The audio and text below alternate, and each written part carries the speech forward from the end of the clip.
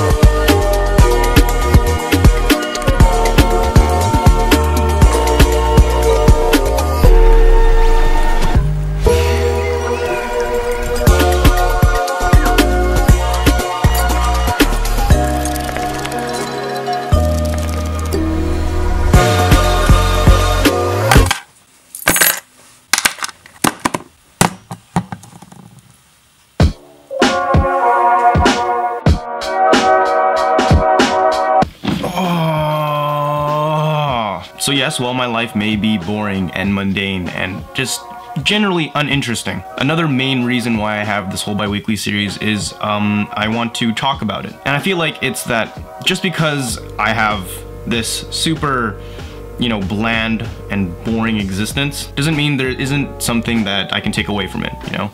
There's something to be said about all these, you know, the little things that happen in life, like just transiting to work, transiting from work, going to school, walking to school. Just because those things may not be interesting, it doesn't necessarily mean that I can't take away something interesting from it, which it gives me a reason to make this series, because it gives me something to talk about, you know? There might be something in the struggle that happens between you know, transiting or even, you know, just walking, right? And it's these things that really, you know, pile up on top of each other and kind of provide content for me. Because again, there are people who do this thing every day.